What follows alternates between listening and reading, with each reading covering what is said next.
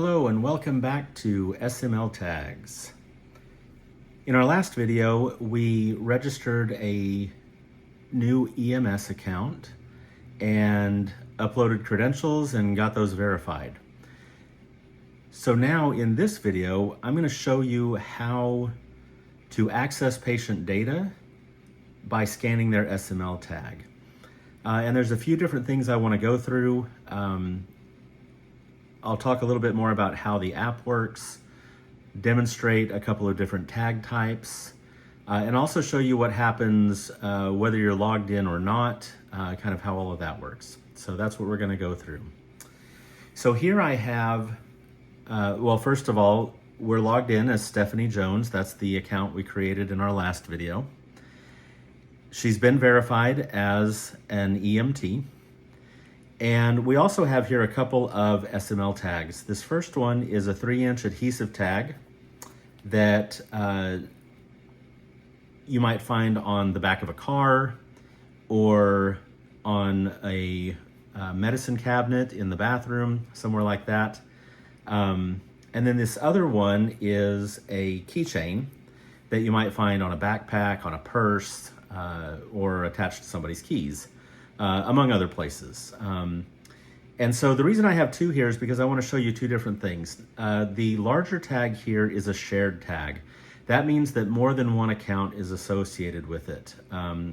Often like in a home or in a car, anyone who uses that car or lives in that home would have their account associated with that tag. And that way you only have to scan one tag. You don't have to worry about finding the right tag for the right person. You just scan the tag that's there, and it'll give you a list of the accounts that are associated with it, and you'll be able to choose from them.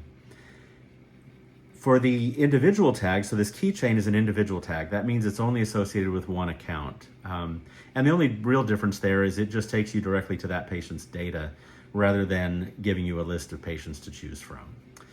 But I'm gonna go ahead and demonstrate both of those. To scan one of these SML tags, they use a technology called NFC. NFC stands for Near Field Communications. And it's actually the same technology that your credit or debit card uses when you do tap to pay. Or if you have like the Apple Wallet or Google's version where you can actually use your device to pay for something. It's the same thing. It's literally the exact same technology. So it's here to stay. It's going to be here for a long time. And it also makes for a very small form factor. You can see that this keychain can be pretty small. And this adhesive tag, it's thicker than a sticker, but it's still fairly thin. And that's because there is an NFC tag embedded in it. So that's how it works kind of from a technical standpoint.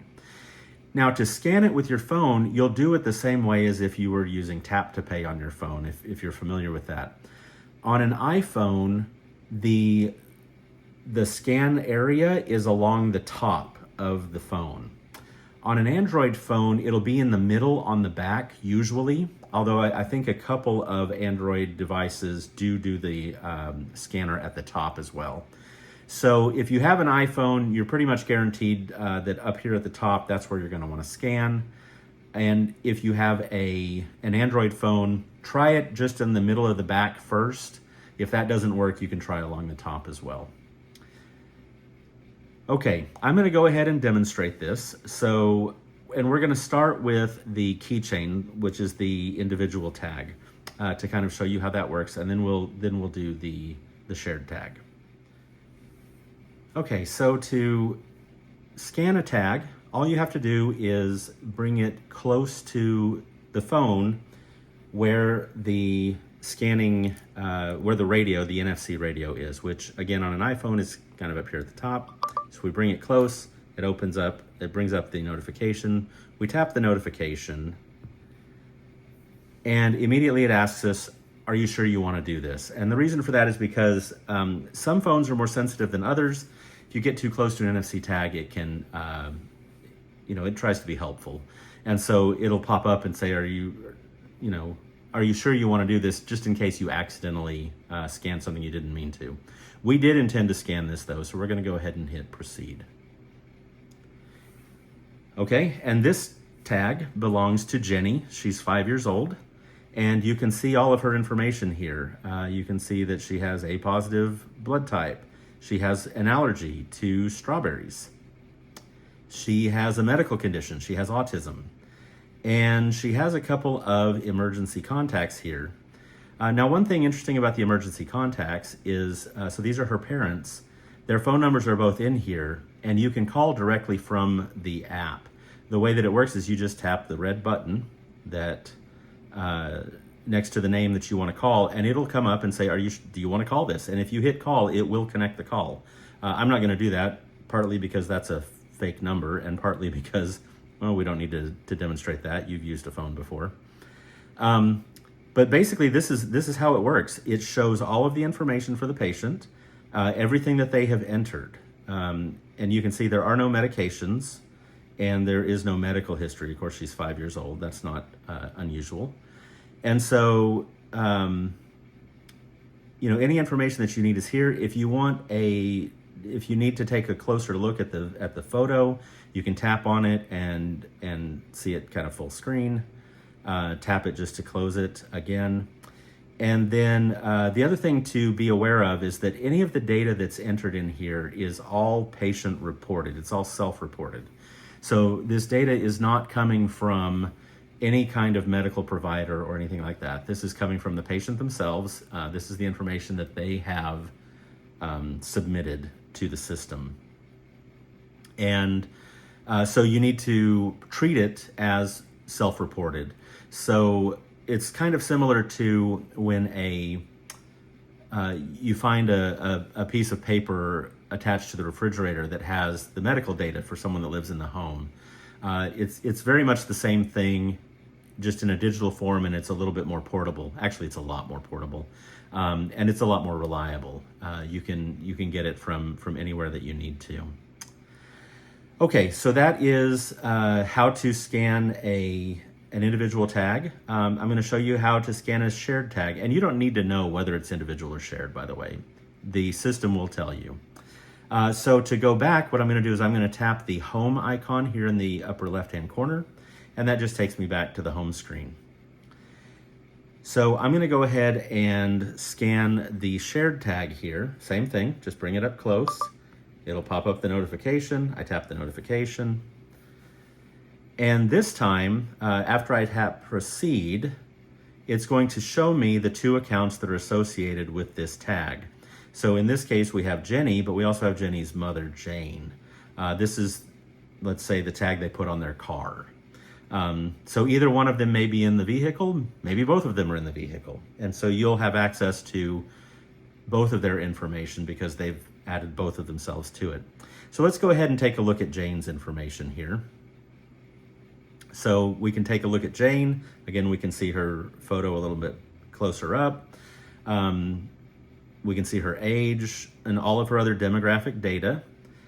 She does not have any allergies, but she does take a couple of medications. In this case, it's a multivitamin and calcium. Medications encompasses both medications and supplements, and also any substances that they may use. That will all show up here. We opted not to split those out. They are split out on the customer side or on the patient side. They are split out into those different sections to avoid confusion. But to make it hopefully a little bit quicker for you to access the data, we've left them all just under medications. Now, we are open to feedback. And so if enough people come back and say, no, we really want those split out, let us know, and we'll be happy to make some adjustments, because we want this to be as usable as possible to the people who really need to use it, which is you, which is anyone who is a first responder. Okay, so Jane also has a condition. She has endometriosis, and she has an emergency contact, which is her husband, Michael. And again, same thing, you can tap that and go there. Now, one of the interesting things about this multi-user tag, this shared tag, is that at the bottom, you can see that we have a button that says switch patient. So if you do need to help out more than one person that's in the car, for instance, or in the home, you can quickly, without having to scan again, you can quickly switch the patient. So you just tap switch patient. It takes you right back to the screen where all of the accounts are located, and you can quickly go back to the other one.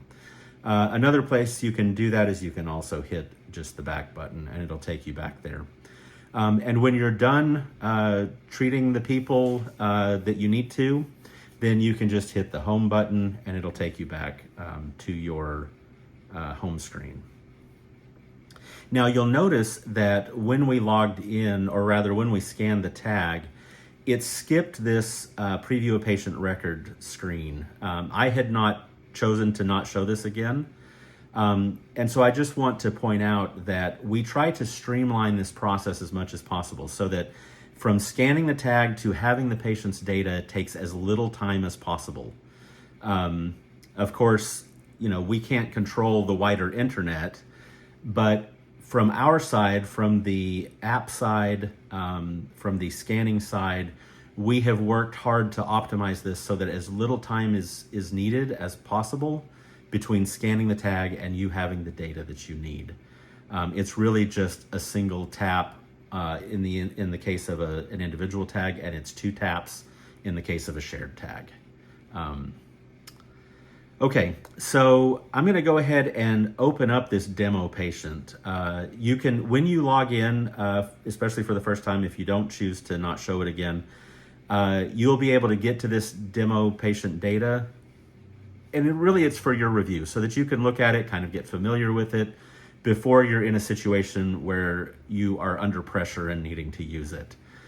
So to go there, obviously you just hit view demo. And this is just a sample patient. This is all obviously not real. This is a made up person, but it does demonstrate some of the features that you might see in the field. So first of all, Jane Doe here has a preferred name of Janie.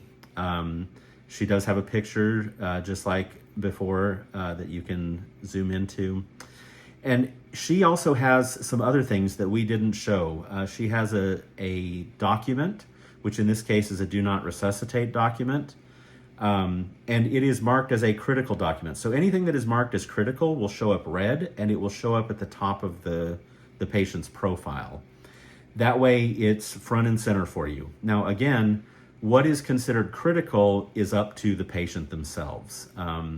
So you may or may not agree that something that they've listed is critical, but obviously we want to give them that opportunity to make sure that you are seeing what they feel is the most important thing for you to see. So on this document, to view it, you can just hit View DNR. It'll take you to this screen where you can hit Open Document. I'm not going to do that right now. But these documents could be PDFs. They could be image files where someone's taken a picture of it, something like that. But you'll be able to open it right there on your phone. And then for notes, there are also critical notes that they can add. A patient can add any notes that they want and to any field. And so when you see a note icon, you can tap on it and it will pull up the note for that item. In this case, this is a note that the patient carries an EpiPen because they have an allergic reaction to something. They typically carry it in their right pocket. If we come up a little bit higher here, you can see that over here there's a couple of icons to the right of the picture and the name. That gets you to the same place, although it will show you if there's anything else. So these are the critical ones, but if you want to see if there's any other notes or documents, the one that looks like a piece of paper is the notes. So you can see that we have a critical note, which is about the EpiPen. And we also have a non-critical note where she says that she prefers her left arm if you have to draw blood. Unlikely that, well, anyway, it doesn't matter. The point is that they can put whatever note that they want there. And then for documents, there is just this one DNR, but we allow our account holders to upload any documents that they feel are relevant. So obviously things like DNRs or advanced directives are one part of it, but they may upload a vaccine record or any number of things. It's all available and it's all possible. Then, of course, like before, we saw the demographic data. It has vital information like height and weight, that sort of thing. Again, now she has a more complete profile, so we can kind of see that with allergies, you can see that she has a severe allergy to penicillin, moderate allergy to tree nuts. Medications, she's taking medication for hypertension, for asthma, for type 2 diabetes. Now this is fairly complete. This has information about dosage and frequency. Again, all of this is self-reported by the patient, so that information may or may not be there. It just depends on what they provide. But our view is any information is better than no information. So we'll take whatever they'll give us. Conditions, asthma, diabetes, hypertension, so we can see all of that. Her medical history, she had an appendectomy a number of years ago, fractured right wrist, same thing. Any information that may be good to know. And again, we have the emergency contact information. So this is good for you to be able to just kind of scroll through here, get familiar with how all of this works, tap around without actually having to see actual patient data. So it's a good place to just kind of get familiar with the whole system. I'm going to go ahead and hit the home button. That'll take us back to our home screen. And I'm going to show you a couple of other things. So we have accessed a couple of patients' data so far. And you'll notice that now on our home screen, you can see that we have a recent access here. We have accessed Jennifer Smith's data. And so you can see that access record is here. And you can see, this is Jenny, of course. You can see what time, what date, the location. So this is a GPS location. And what we can also add is a justification or notes on what the reason that you access that patient's data. Now this is optional. Accessing a patient's data assumes break glass protocol, meaning that you're in an emergency situation, you need access to the patient's data, and so in order to treat them properly, and so you're going to access it and assume consent. If a patient were to come back and say, hey, I have a problem with this, then we would ask you to go in and fill in the justification if you haven't already. That helps with our investigation. As long as you have a justified reason for accessing their data, that's where it will end. And obviously, in the course of your duties, you're very familiar with things like HIPAA and how to protect patient data. So we're not very concerned about it. What we're more concerned about are, potentially bad actors who might think that they could use our system to do something, to access someone's data with, bad intentions. And so we do have controls around that to make sure that, first of all, that's unlikely. And secondly, if it does happen, being able to contact the proper authorities and get that taken care of through legal means. So that's basically it for when you're logged in as a first responder. That's how it works. It's very, very simple. We tried to keep it as straightforward and easy as we possibly could. You just scan the tag, hit proceed, and it takes you directly to the patient's data. Now what I'm going to show you is what happens if you get on scene and for whatever reason you accidentally haven't logged into the system. So what I'm going to do is I'm going to log out. And in fact, I'm going to close this tab. In fact, I'll close all of the tabs here. And then what I'm going to do is I'm going to go ahead and scan this again and show you what happens when you aren't logged in. So if you're not logged in, this is what it will prompt you with. It will ask you, are you a first responder actively responding to an emergency? And if you say, yes, I need emergency access, that takes you down a different road than if you say log in as first responder. If you have an account and you're just not logged in, tap login as a first responder. That's the right route to go, because that gets everything associated with you properly, and it's actually faster, okay? Now, if you are not registered, and if you're watching this, I'm guessing you are, and if you aren't, go do that now. Go ahead and get registered, get your credentials verified. That way, when you encounter an SML tag in the field, you will be prepared to use it. However, in the case, and this is somewhat just for demonstration purposes, just to show how our break glass protocol works. If you do need emergency access and you do not have an account, you can tap, yes, I need emergency access. Now, what this will do is it is going to record a lot of information about your device, and that's going to seem kind of invasive. But the fact of the matter is, we don't know who you are. And so we're going to record your IP address. We're going to record your location. We're going to record information about your device, your phone number, and when and where you attempted to access this data. The reason for that is because we take our patients' data privacy very, very seriously. But at the same time, we need to make sure that first responders have access to the information they need when they need it.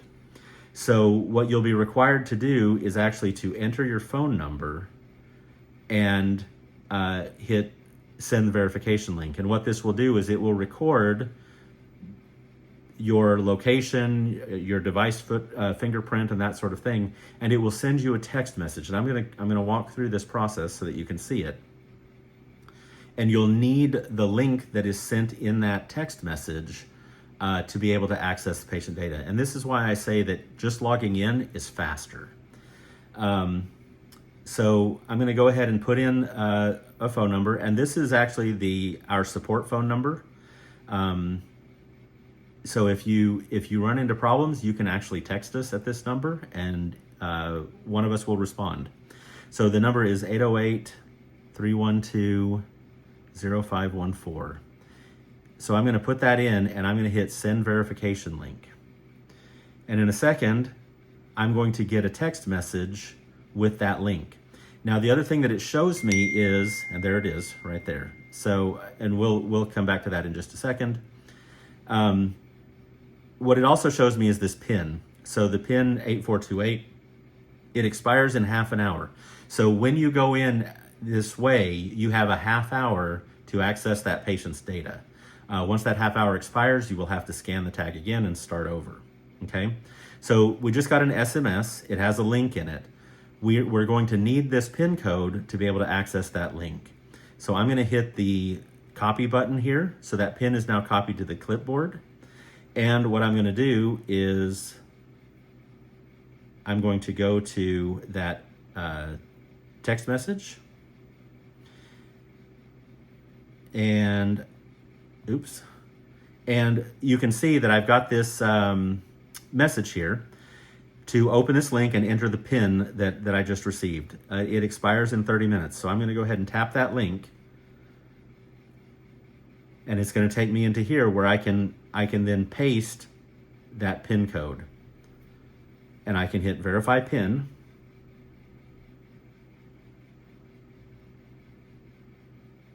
And that will then give me access to the data. And you can see that there's now a countdown timer. You can also see that I just received another text message, which I'm gonna tap on.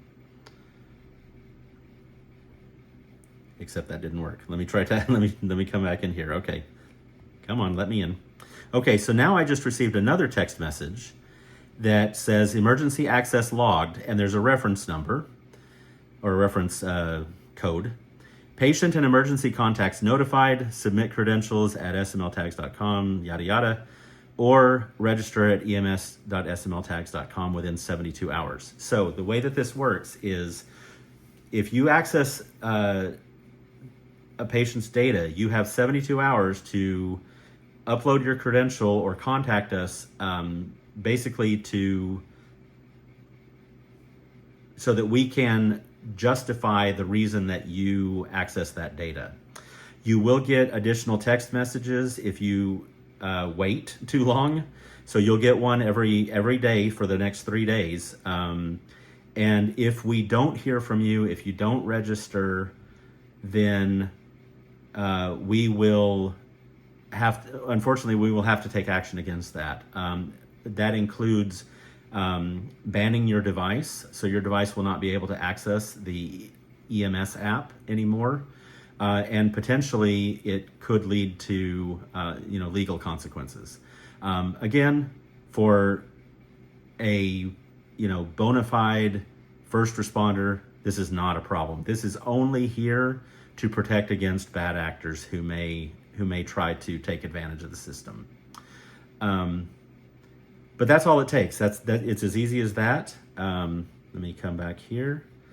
And again, it works the same way. You can access the same information and so forth as an unverified first responder. Again, we just need you to make sure that you provide all the information about yourself as a certified or licensed first responder, and also kind of the situation that led you there. We've obviously much prefer that you register ahead of time. This is really a emergency. Potentially someone's never heard of this before. They see it, they try it out, gives them the opportunity to use it while they're before they've registered, or while the credential is being verified. Unfortunately, some places, like we talked about in the last video, like New York, it can take quite some time for us to verify your credential. And so in that case, if you do need to use it, this is an option for you to use it. You just have to jump through a couple more hoops when you go through it this way. Okay? So that's essentially it. That's all there is to know about this.